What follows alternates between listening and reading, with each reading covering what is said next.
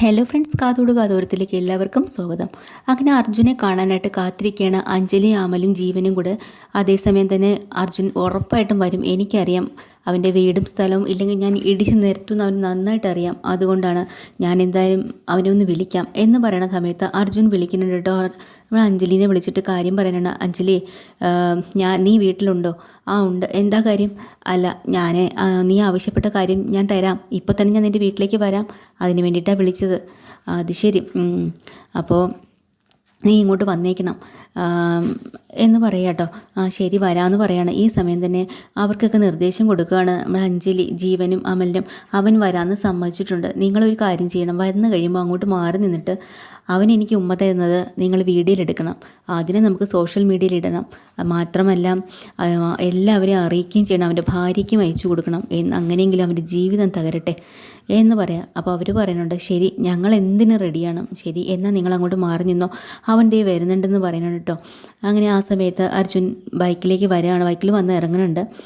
ഇറങ്ങി പതിയെ അകത്തോട്ട് കയറി അഞ്ജലിയെ വിളിക്കുകയാണ്. അഞ്ജലി എന്ന്. അഞ്ജലി പതിക്കെ വരുന്നുണ്ട്. അപ്പോൾ എന്താ നീ വല്ലാണ്ടിരിക്കണേ?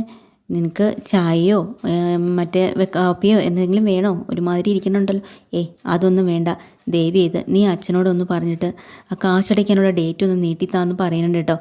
അപ്പോൾ ഉടനെ തന്നെ അവൾ പറയുകയാണ്, അതെങ്ങനെയാണ്? അവിടെ ഞാൻ എന്തായാലും ഇടിച്ച് നിരത്തുക തന്നെ ചെയ്യും. പിന്നെ നീ പോയതുപോലെ അല്ലല്ലോ ഇപ്പോൾ. അതല്ല അഞ്ജലി, പ്ലീസ് എനിക്ക് നീ അത് പറഞ്ഞ് എങ്ങനെയെങ്കിലും ചെയ്ത് തന്നേ പറ്റൂ. ആ വീട് ദേവി ചെയ്ത് ഇടിച്ച് നിരത്തരുത് എന്ന് വളരെ താഴ്മയോടുകൂടി നമ്മൾ അർജുനിങ്ങനെ പറയണം. വലിയ വെല്ലുവിളിയുമായിട്ടാണ് നീ ഇവിടുന്ന് പോയത്. എന്നിട്ടെന്താ നീ ഇങ്ങനെയൊക്കെ സംസാരിക്കണേ? എന്താ അഞ്ജലി, അങ്ങനെ പറയില്ലേ പ്ലീസ് എന്ന് വീണ്ടും പറയുമ്പോൾ അഞ്ജലി പറയുന്നുണ്ട്, 3 വർഷം ഞാൻ നിന്നെ പ്രണയിച്ചു. കല്യാണം കഴിക്കാൻ നീ എനിക്ക് വാക്കും തന്നു. എന്നിട്ട് നീ എന്നോട് ചെയ്തതോ ഏറ്റവും വലിയ ചതിയല്ലേ നീ എന്നോട് ചെയ്തത് എന്നും പറഞ്ഞ് ആ അഞ്ജലി പഴയ കാര്യങ്ങൾ തന്നെ വീണ്ടും ഇങ്ങനെ പറയണം. അപ്പോൾ വീണ്ടും അർജുൻ പറയുന്നുണ്ട്, അതൊക്കെ പഴയ കാര്യമല്ലേ, അതൊക്കെ കഴിഞ്ഞില്ലേ അഞ്ജലി, എല്ലാം മറക്കണം. പഴയതൊക്കെ എന്തിനാണ് ഇങ്ങനെ പറഞ്ഞിരിക്കുന്നത്? ഞാനെല്ലാം മറന്നു. എനിക്കിപ്പോൾ ഒരു ജീവിതവുമായി. അത് നിനക്ക്. പക്ഷേ എനിക്കിപ്പോൾ വേണ്ട എന്താണെന്ന് വെച്ചാലേ ഒരു കിസ്സാണ്. എനിക്ക് കിസ്സ് തരുമ്പോൾ നിനക്ക് നിൻ്റെ വീട് സ്വന്തമാക്കാമല്ലോ, അത്ര തന്നെ. പിന്നെ നിൻ്റെ വീട് സംരക്ഷിക്കണമേ, നീ എനിക്ക് കിസ്സ് തരണം, അത്രയേ ഉള്ളൂ. അവസാനം ഗതി കേട്ടിട്ട് അർജുൻ പറയുന്നുണ്ട്, നീ ഒന്ന് കണ്ണടയ്ക്ക്, ഞാൻ നിനക്ക് നീ ചോദിച്ച കാര്യം ഞാൻ തരാം എന്ന് പറയാം. ശരി, കണ്ണടയ്ക്കുകയാണ്. അങ്ങനെ അഞ്ജലി കണ്ണടയ്ക്കുകയാണ്. അവരെല്ലാവരും മാറി നിന്ന് ഒളിഞ്ഞു നിന്നിട്ട് വീഡിയോ എടുക്കുന്നുണ്ട് കേട്ടോ. അപ്പോൾ കണ്ണടച്ച് നിൽക്കുന്ന അഞ്ജലി വീണ്ടും ചോദിക്കണം, പെട്ടെന്നാവട്ടെ അർജുൻ, തന്നോ എന്ന് പറയണം. ഇപ്പോഴാണ് കണ്ണ് കാണിക്കണം. അർജുൻ അങ്ങോട്ട് മാറി നോക്കുമ്പോൾ ആരായിരുന്നേ, നമ്മുടെ മീനുവിനെയും കൂട്ടിയുള്ള വരവാണ് കേട്ടോ. അങ്ങനെ മീനു ഫ്രണ്ടിൽ വന്ന് നിന്നിട്ട് ഞാൻ തരാം നിനക്ക് കിസ് എന്ന് പറഞ്ഞൊരു അടി അങ്ങോട്ട് കൊടുക്കണം കേട്ടോ. അത് കണ്ണ് തുറന്ന് നോക്കുന്ന അഞ്ജലി അന്തം വിട്ട് പോവുകയാണ്. എന്നിട്ട് ഇങ്ങനെ നാണം ഉണ്ടോടി നിനക്ക്? അന്യ പുരുഷന്മാരോട് കിസ് ചോദിക്കാൻ നടക്കണം.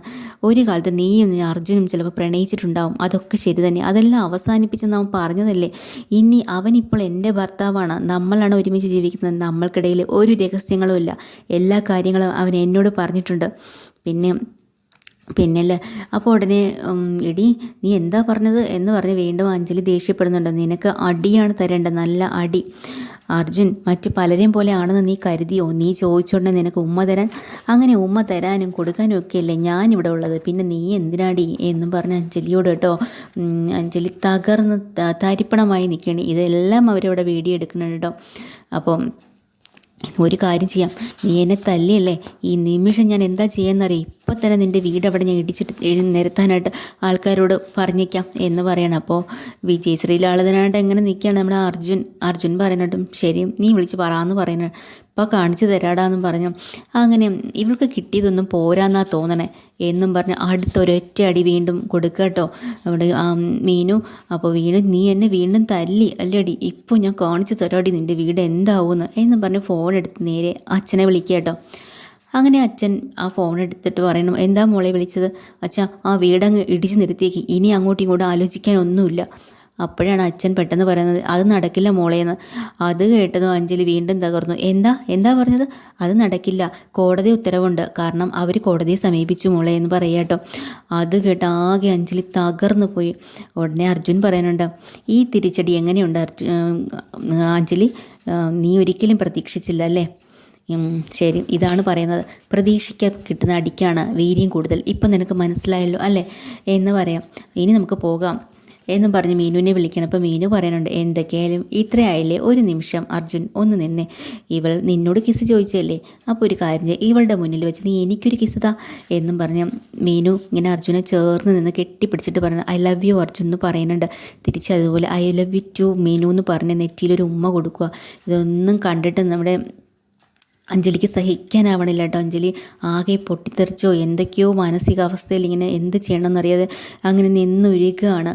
അപ്പോൾ എന്നിട്ട് പറയുന്നുണ്ട്, നീ എന്നല്ല നിൻ്റെ അച്ഛൻ വിചാരിച്ചാലും നമ്മളെ തമ്മിൽ പിരിക്കാൻ പറ്റുമെന്ന് നീ വിചാരിക്കണ്ട എന്നും പറഞ്ഞാണ് അവരവിടെ നിന്ന് ഇറങ്ങിപ്പോകണം കേട്ടോ.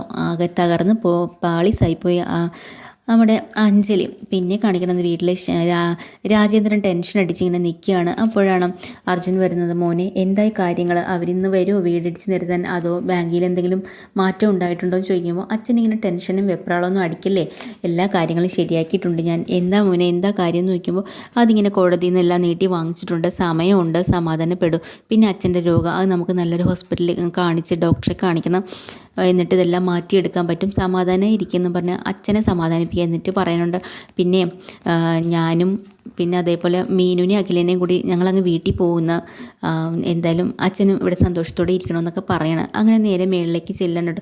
ആ മീനുവിൻ്റെ അടുത്തേക്ക് പോകുന്ന സമയം അർജുന ആലോചിക്കുന്നുണ്ട് ഈ പ്ലാൻ എങ്ങനെ ഒത്തു എന്നുള്ളത്.